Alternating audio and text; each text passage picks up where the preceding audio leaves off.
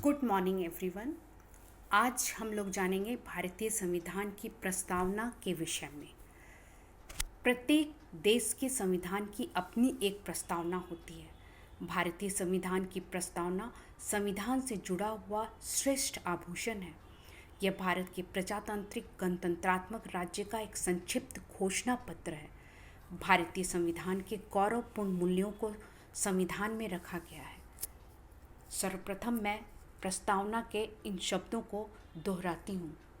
हम भारत के लोग भारत को एक संपूर्ण प्रभुत्व संपन्न, समाजवादी, धर्मनिरपेक्ष, लोकतंत्रात्मक गणराज्य बनाने के लिए तथा उसके समस्त नागरिकों को सामाजिक, आर्थिक और राजनीतिक न्याय, विचार अभिव्यक्ति, विश्वास, धर्म और उपासना की स्वतंत्रता, प्रतिष्ठा और अवसर की समता प्राप्त कराने के लिए तथा उन सब में व्यक्ति की गरिमा और राष्ट्र की एकता तथा अखंडता सुनिश्चित करने वाली बंधुता बढ़ाने के लिए दृढ़ संकल्प होकर अपनी इस संविधान सभा में आज तारीख 26 नवंबर 1949 ईस्वी को एतद द्वारा संविधान को अंगीकृत, अधिनियमित और आत्मार्पित करते हैं। भारतीय संविधान की प्रस्तावना के मुख्य तत्व को हम इस प्रकार देख सकते हैं।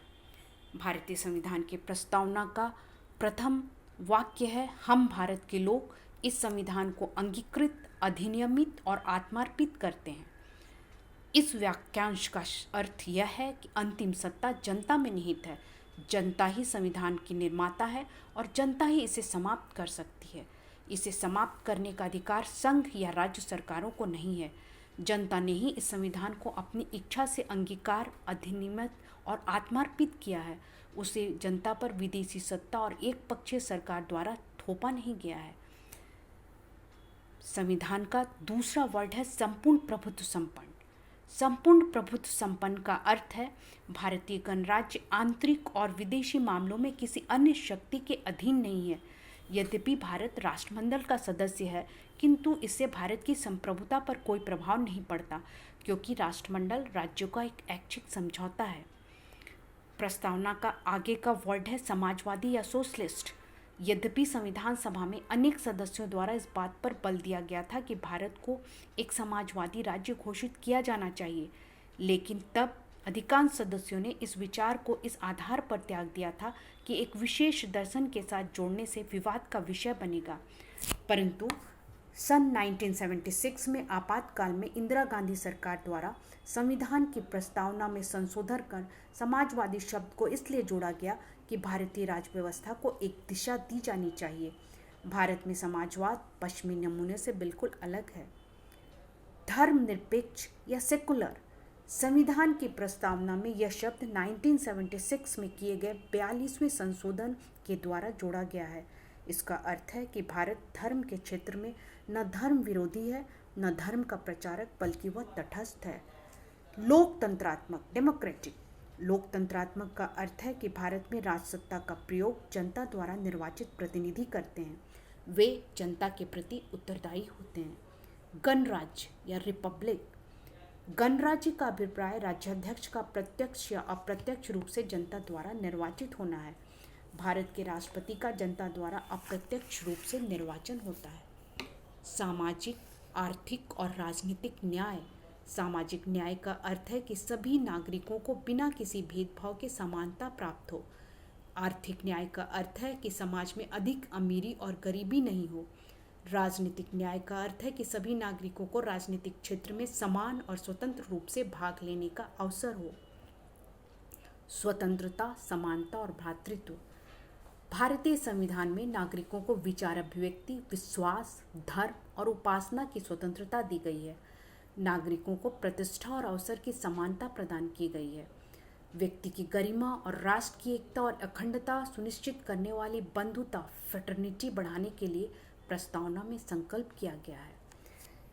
इसीलिए भूतपूर्व न्यायाधीश सुब्बा राव ने कहा था, भारतीय संविधान की प्रस्तावना संविधान के आदर्शों और आकांक्षाओं को बताती है। भारतीय संविधान की प्रस्तावना का बड़ा ही महत्वपूर्ण स्थान है।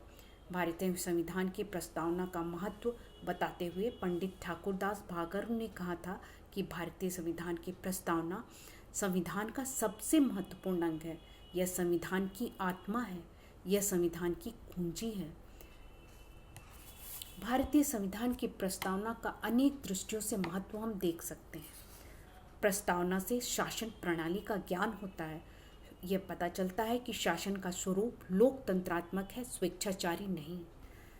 प्रस्तावना से शासन सिद्धांतों का ज्ञान होता है कि शासन का उद्देश्य लोकहित है, व्यक्तिगत हित नहीं।